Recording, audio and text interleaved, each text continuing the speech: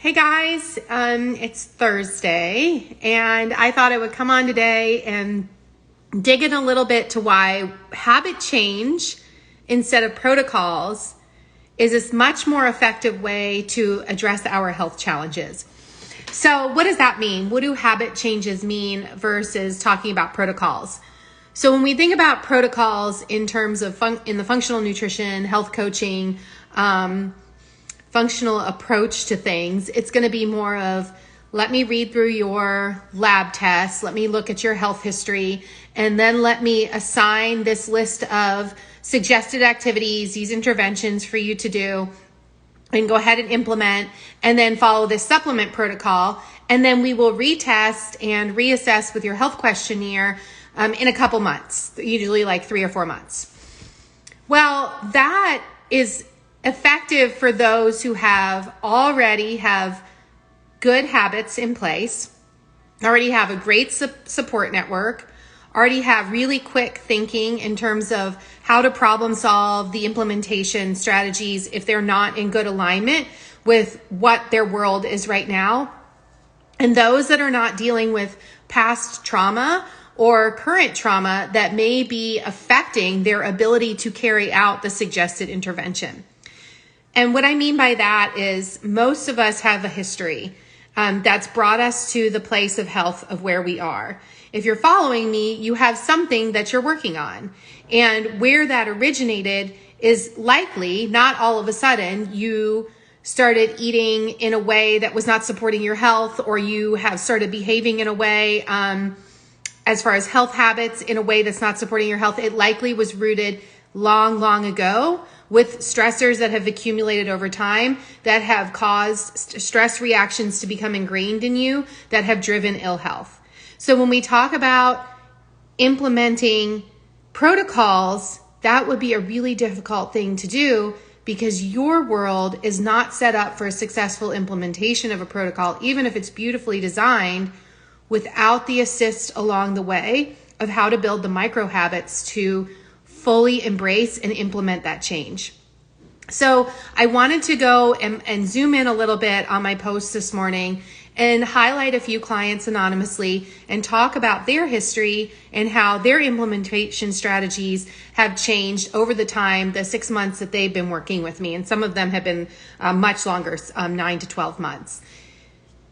Most of these women came in with long-standing history, trauma from health issues when they were younger, trauma from pregnancies that didn't work out, trauma from dealing with children that they were not feeling equipped to deal with, that accumulated over time, and guilt accumulated over time within themselves, and they weren't feeling like they were executing in the motherhood role like they wanted to do.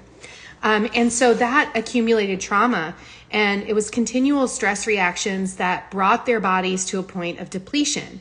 We have to understand, if we're looking at mental health, we are also talking about how mental health is interrelated to gut health, is interrelated to nutritional status. Because if you're not connecting those dots, then we can't fully wrap our brains around improving mental health, because brain health is affected by all of those things. So let's look at this first page where we were talking about the change from February until September. So I'm going to flip this around. And we're looking at this one client. Hopefully this will work. So you can see, and with my clients, we do a food log. And that helps us to start to track all the different habits and behaviors. And in this particular app, I don't care about the macronutrients and calories and all that. That's not the purpose. The purpose is looking at, like, where was the meal eaten? What were symptoms before? How did you feel? How did you feel after? And then how did you feel hunger, and how did you feel afterwards? You can see this particular day, and this was, my camera must be fuzzy. On this particular day, we had, she had a pimento cheese sandwich with dark chocolate, almonds, and toffee. Okay, so then her coming into the meal, she was quite stressed, not really hungry, but feeling quite stressed, and then still stressed after eating. And then another day for a mid-afternoon snack, she had a huge piece of cake, and then she said, quote, "I felt like crap afterwards." And you can see this is so helpful because before she felt stressed and angry. And I said, let's dig into this on our next call. And then another day for lunch, it was Chick-fil-A sandwich, fries, and a Diet Coke. And you could see that she felt content, but she went to this. She was slightly hungry, slightly full, and felt content after that. Now, there was a lot of talk. There was no diet strategy given to her other than when we went through and talked through her minerals and talked through, this is where you are at, this is where your stress reaction is showing, and this is where these functional labs are coming back and saying, this is what is fueling these stress reactions. It's not a matter of coming in and saying, here is your meal plan. Because for someone coming in with already those stress patterns, those nutrition patterns, because there were several weeks of this prior to going into implementation before all the labs took place, where I couldn't come in and just wipe out nutrition and start implementing all nutrition strategies that were so far afield from where she was. It was a gradual implementation. But you can see, let me flip it, that in just a short period of time, just in 7 months' time, she was then had made a chia pudding one morning. This was a lunch where she had cucumbers, blueberries, smoked salmon, and avocado. And then she had kale, a steak, quinoa, and tomatoes. And the stress resilience in this mom, who literally, when I was on the phone with her when we first went from our discovery call, she could barely get through sentences because she was so stressed. Her brain fog was so high that she was in tears because she couldn't complete it. And this is a very highly educated woman who is in a full-time position and has 2 children and was just overwhelmed continually all the time because the stress reactions were so strong in her. And because the depletion patterns were so strong. And she had been handed diagnoses where there was no follow-up. So PCOS, diabetes, high blood pressure, high cholesterol. And she was encircled in her family and in her community by people that were behaving in or participating in health behaviors and nutrition that were not supportive of her. So she was really going out on a limb to change things. So now let's see her next habits in the next slide. Well, okay. All right. So you can see that with this particular client, she was walking, but she wasn't doing a heavy lifting. She really hadn't done any kind of weight training. And so we started with activity. Now it's a longer road than going right into high intense exercise or going right into strength training, but we needed sustainable habits that would give her a win. So she had one day where she swam for 30 minutes. She walked on the beach at her beach house for an hour, and then she did some kayaking for 2 hours. All great lifestyle activities, which were total wins.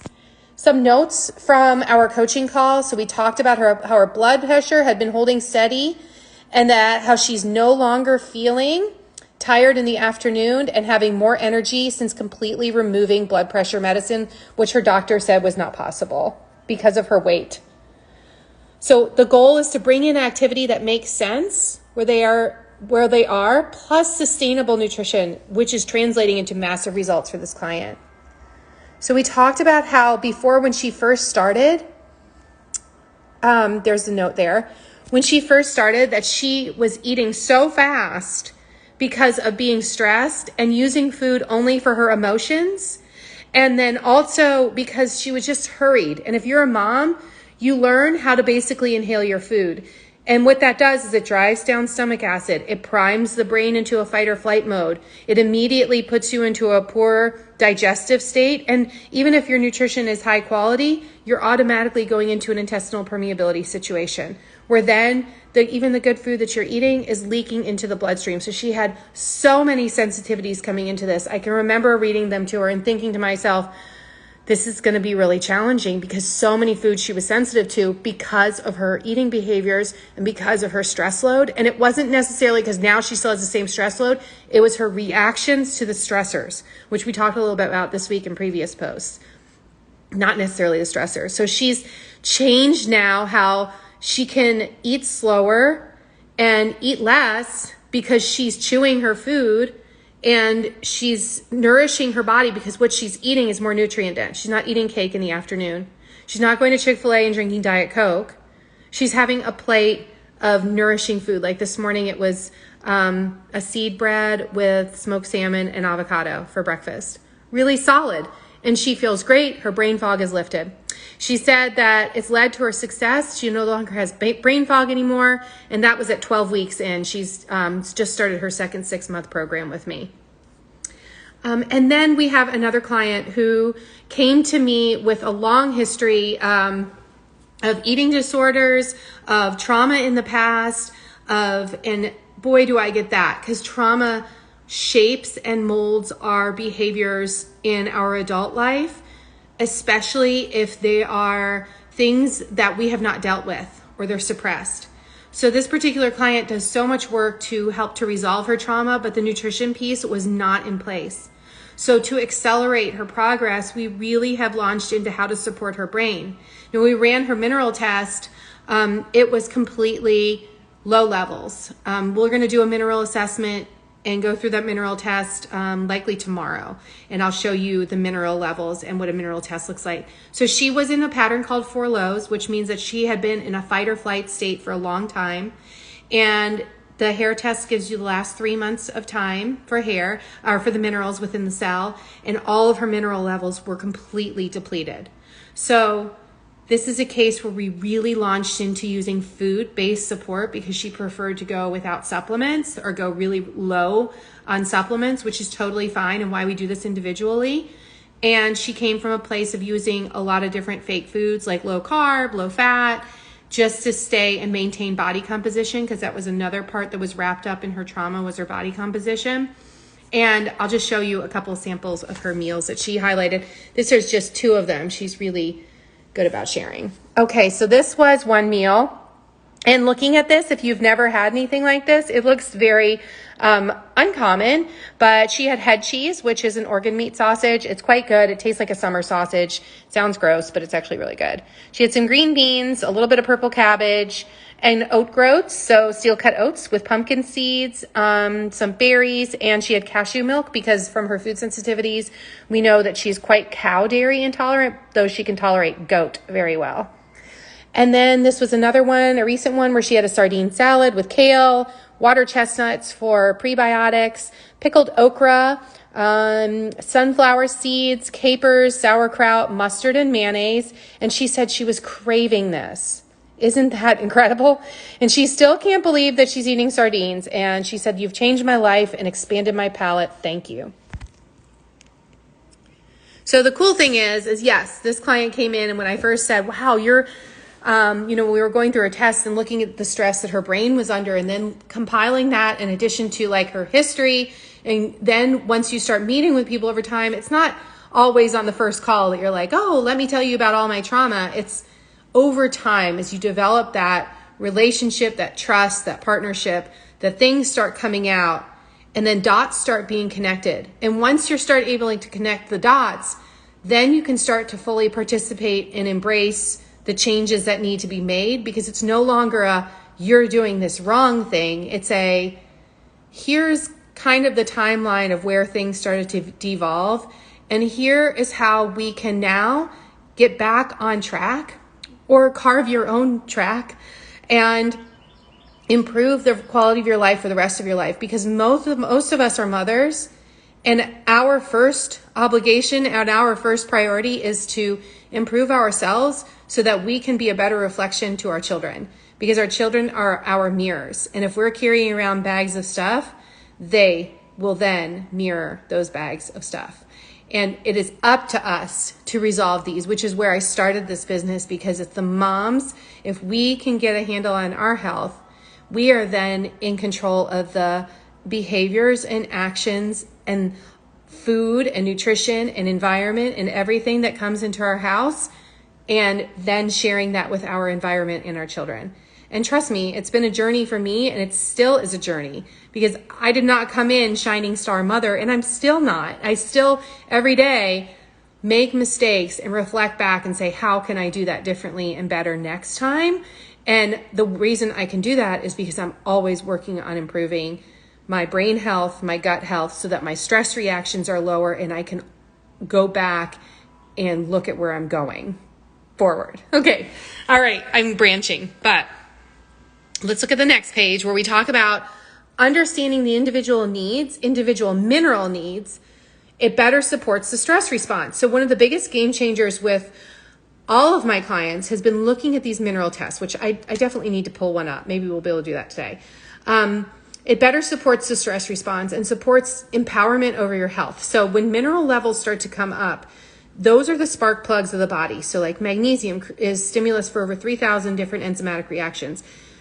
Magnesium levels within serum. So when you go to the doctor and you get a magnesium level, they're like, oh, your magnesium looks great. Well, that only represents 1% of total magnesium within the body. So it's not looking at the magnesium within the cell. Red blood cell magnesium is a little better, but in my opinion, HTMA, mineral testing in the hair is going to be so much more accurate. Minerals work in together. So if we don't want to just go blindly with clients start taking magnesium because they've been stressed, because that can throw off calcium and it can throw off sodium, two other major minerals in the body. If those start to become depleted, that can affect the cell barrier and how sensitive cells are to different reactions within the body. Think about thyroid. Just thyroid alone, how that affects our metabolism and how quickly things heal and recover. So if we're thinking about here how minerals act as spark plugs and they come from food, let me show you this particular slide.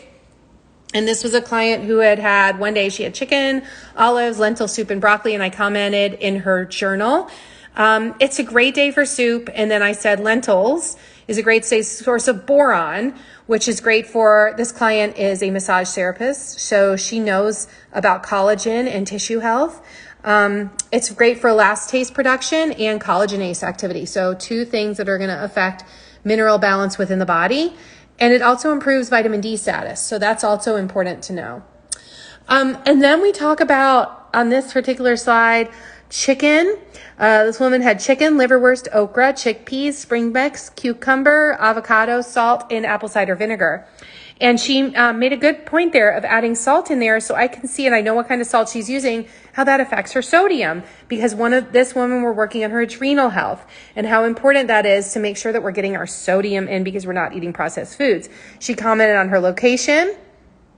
And then how she was in control. She woke with a mild headache, which before was completely debilitating to her, but she felt overall good. And then she was pretty hungry, satisfied after, and she felt the same after that.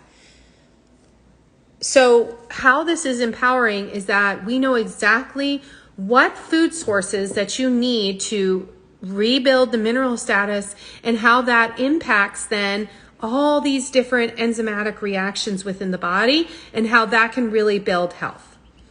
Okay. And then habits, they go way beyond nutrition and movement, right? So our goal is to find comfort in what is sustainable now, but we're continually pursuing new habit loops to build progress. So think about that. If you're comfortable with where you are, awesome, but you're always seeking to build new habits because you've established a space of comfort. So let's look at this particular slide. These were two comments from coaching notes. It says, this is way harder than passing on cookies for this one client and exercising more. This work involves facing and acting on our fears. So looking back on trauma. It involves the unknown, which is the biggest thing holding us back because it's unpredictable. So you have to face those fears, right? And then looking at this particular client, she's rooted new habits, changing to morning workouts and adding a walk around her lake 2 to 3 times, 2 to 3 days per week. It's an opportunity for another point of stress reduction, movement, and light exposure. So she's tacking different strategies on stress reduction, movement, and light exposure, all from this walk outside in nature around her lake. So she planned out both exercise and nutrition for a 4-day conference, which is huge for her, and strategized in difficult situations. You can imagine conferences, they not always have the best nutrition.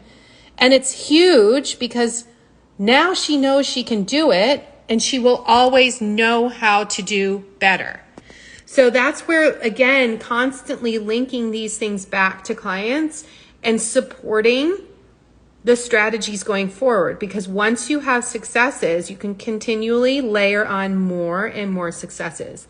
And that breeds results, because you don't start from a level that's so far above where your capacity is that you have nowhere to go but down. So that's where it's really important in this whole process, when we're talking about habit implementation and not just protocols, that we need strategies that are going to be sustainable and not just following somebody else's template. Because once you know that path, the journey is an amazing gift that will change your life forever. So it's not following somebody else's, here's step 1, 2, 3, 4. It's a very open script.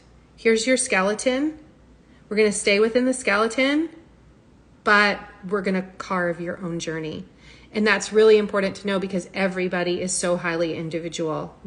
Outcome goals are stress resilience, blood sugar stability, movement freedom, clear mind, consistent energy, broad palate with a healthy hunger, like you want to be hungry, and stress to look back, and strength to look back at the past, look back at the trauma when it's necessary in order to take those next steps forward. So remember that when you're looking into your health journey, where are you going to start, right? How are you going to start to unravel all of these different symptom maps that are popping up? Are you going to go for that lower cost ticket that says group program, although it might be fantastic, even though your web is so thin right now and you don't have many attachment points, and any little wind that comes by will blow it down? Or are you going to look at somebody that's going to help you figure out where to attach, how to build a strong web so you have more resilience to the wind that's unpredictable to come, right? That's what a coach does. That's what a coach should be doing. So when you're interviewing coaches, or coaches are interviewing you, think about that. Is there going to be that strong connection? Are they going to walk next to you through this journey? Are they going to nudge you when you need to be nudged? Or do they get you in the door and then leave you on your own? Do they let you go through the template program and let you come to them for help? Or are they walking beside you the whole way until you are running ahead of them on your own, which is the ultimate goal for every great coach, is for you to run ahead of them, to get stronger, faster, and then go forward with your life with all the freedom that you learned going through the program. So I hope this was empowering to you. I hope you fully can understand and embrace the need to solidify these different health patterns and to really take advantage of the amazing practitioners that are out there. If you feel called to work with me, I would love to meet you. If you need help finding a practitioner, then reach out and I can connect you. I've done that a couple times already this week for women that needed a different fit.